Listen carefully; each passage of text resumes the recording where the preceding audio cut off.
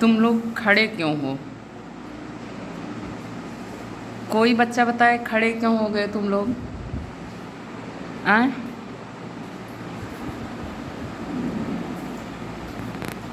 तुम लोग क्यों खड़े हुए हैं? किसी को समझ में आया कि क्यों खड़े होते हो?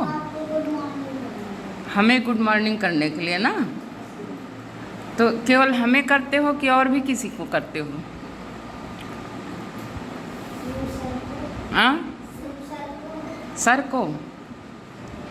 देखो, ये तुम्हें सिखाया जाता है, ऐसा नहीं कि तुम मेरे सम्मान में, मेरे रिस्पेक्ट में खड़े हो या केवल टीचर आए क्लास में तब खड़े हो। तुमको ये सिखाना है, सीखना है, हमें सिखाना है और तुम्हें सीखना है कि तुम, कोई भी तुमसे सीनियर आए, तुमसे बड़ा आए, तुम अपने घर में हो तो भी खड़े हो जाओ, अपना स्थान छोड़ दो। अगर तुम्हारे पास स्थान नहीं है तो अपना छोड़ दो, उसको बैठाने के लिए खड़े हो जाओ। समझ गए? ये सिखाया जाता है। इसीलिए यहाँ से, स्कूल से आदत डाली जाती है कि तुम दूसरों का सम्मान करना सीखो। समझ गए? ये नहीं कि सर आए या मैम आई तो तुम डर के मारे खड़े हो जाओ कि नहीं वो डांटेंगे तुम्हें, ऐसा नहीं है।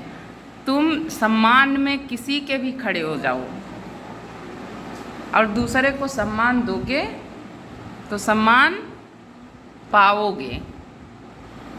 सम्मान का मतलब जानते हो? सम्मान को और क्या कहोगे तुम? गुड, आदर। देखो, शिवमंगल ने बताया सम्मान का दूसरा अर्थ होता है आदर। जब तुम किसी को आदर दोगे तो आदर पाओगे, चाहे वो तुमसे छोटा हो चाहे बड़ा हो। अपने हिस्से की कोई चीज़ दूसरे को अगर दे देते हो तो उसके मन में तुम्हारे लिए जगह बन जाती है।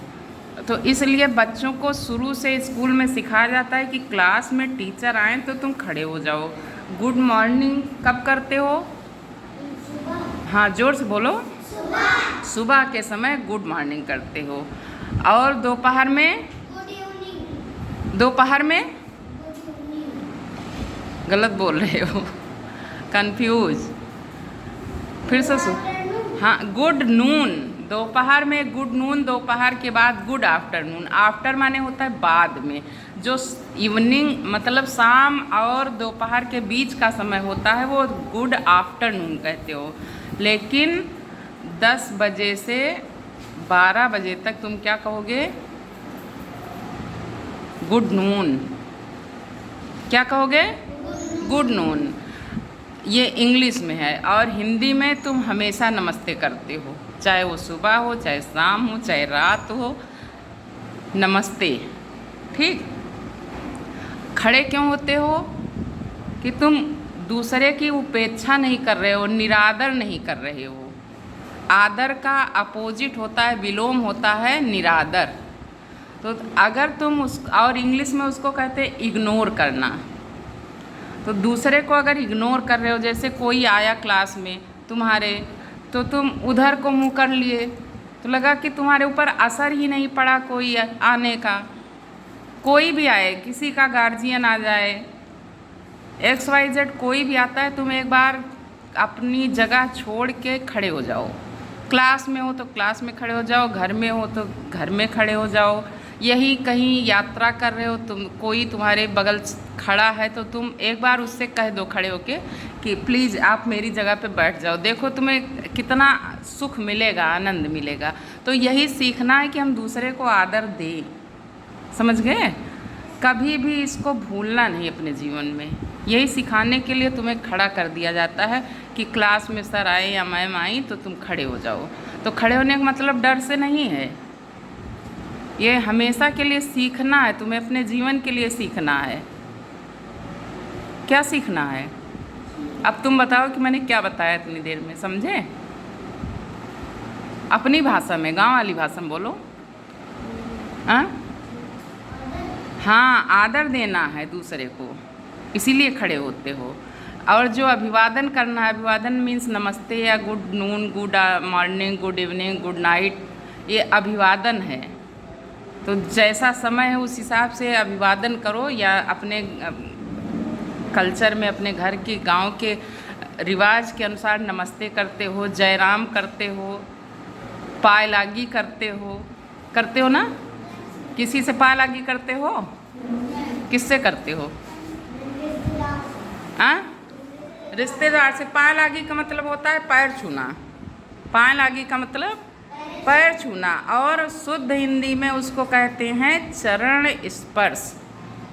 क्या कहते हैं? चरण स्पर्श।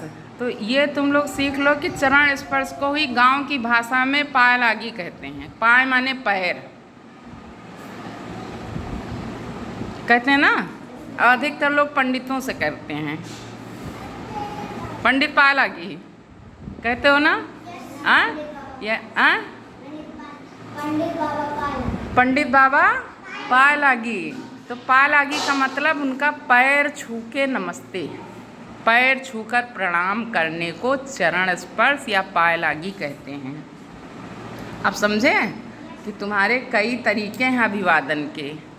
तो उसमें एक तरीका ये भी है कि अपनी जगह छोड़ के खड़े हो जाओ, अपनी जगह दूसरे को दे दो, और अपने से बड़े के सामने ऊंचे स्थान पर नहीं बैठा जाता।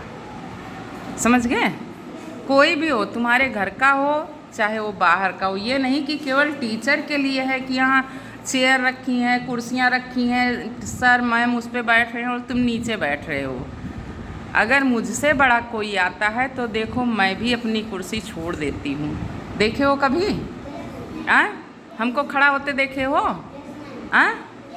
हाँ, कब खड़े हो जाते हैं हम कब खड़े होते हैं अपनी कुर्सी छोड़ के? हाँ, जब कोई आता है तो हम अपनी कुर्सी छोड़ देते हैं। अगर हमसे वो बड़ा है, और छोटा है तो अपने बगल वाली कुर्सी पे कहते हैं बैठ जाओ। उसको भी बैठाना है, जो छोटा है तुमसे उसको भी जगह दो। जैसे तुमसे छोटा कोई आता है उसको जगह दो, खड़े भले ना हो लेकिन उसको बैठने के लिए कहो कि बैठो। समझ गए? और कहीं भी जाओ तो तुम खड़े रहो जब तक तुम्हें कोई बैठने के लिए ना कहे।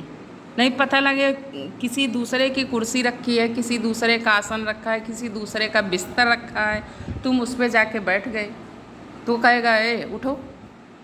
अपने यहाँ एक कहावत कही गई, ऐसी जगह न बैठिए कोई कहे उठ, और ऐसी बात न बोलिए कोई कहे चुप। ये काम नहीं करना चाहिए। समझ गए? अब हम सोचते हैं कि तुम लोग ये बात सीख लोगे पूरे जीवन के लिए। समझ गए ना? कभी तो ऐसा नहीं करोगे। हाँ, कहीं भी व्यस्त हो लेकिन इतना तुम्हें करना है। थैंक यू सीखने के लिए। Sit down.